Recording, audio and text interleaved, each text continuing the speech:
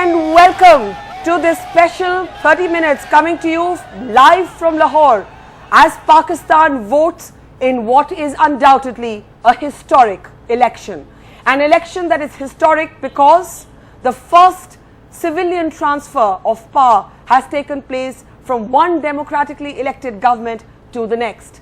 But as you heard in those slogans on the streets, before the counting can be completed and the results are out, the streets behind me, the streets of Lahore, have erupted into slogans of competitive celebration.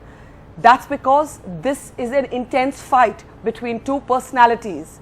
Now the question is, will it be an old batsman, Imran Khan, back at the crease, or will it be an old political warhorse, Nawaz Sharif, who's going to be the Prime Minister of Pakistan for the third time? The slogans you heard there indicate how very colourful in a sense, yet intense the competition is. One set of slogans on the streets of Lahore tonight are saying SHER ka shikar hoga. SHER of course refers to Nawaz Sharif. His party's mascot is the SHER and he's often called the SHER of Punjab. And on the other hand, you have boys on motorcycles saying SHER aaya, in other words saying Nawaz Sharif will be the next Prime Minister.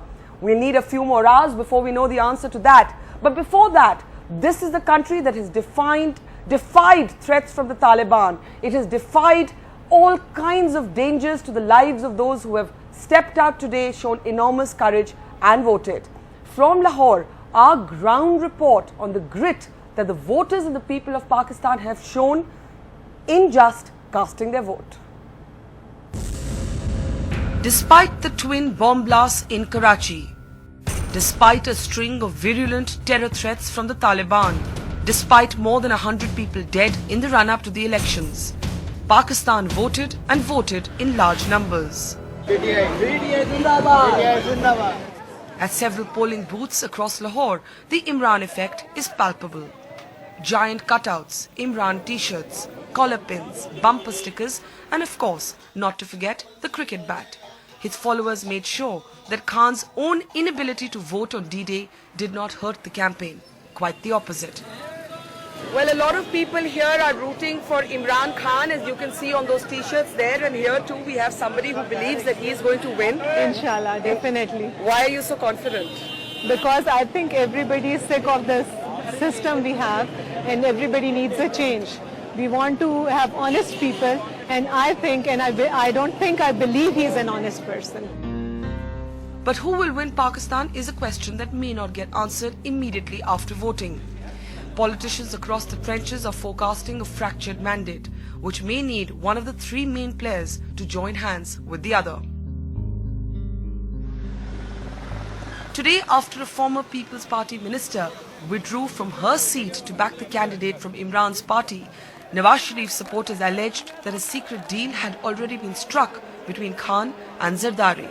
Peoples party ने alliance कर लिया है इमरान खान के साथ फरदौस आशिक अवान ने withdraw कर लिया है सियालकोट से इमरान खान के हक में तो ये क्या ये इनका अलायंस नहीं तो फिर और क्या है एब्सोल्युटली नवाज शरीफ इंशाल्लाह no question for this two party alliance होगा और यही इमरान खान नवाज शरीफ के घुटनों में आके बैठेगा.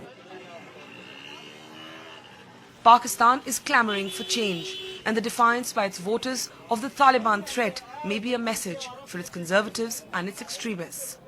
So under the gaze of 75,000 troops nationally, Pakistan has voted in an election that's being described as historic, in an election where there has been blood on the ballot. But despite that, people have braved bombs and bullets to come out and vote. The old, the young, women, men, people across classes. The question now is who will lead Pakistan next? Will it be an old batsman back at the innings, or will it be an old warhorse of Pakistani politics?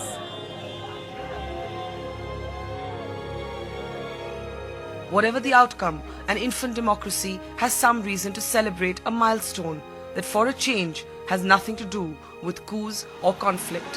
Finally, the Pakistan headline, at least today, is about democracy. In Lahore with Juhi Tyagi and Manoj Thakur, Barkha Dutt for NDTV.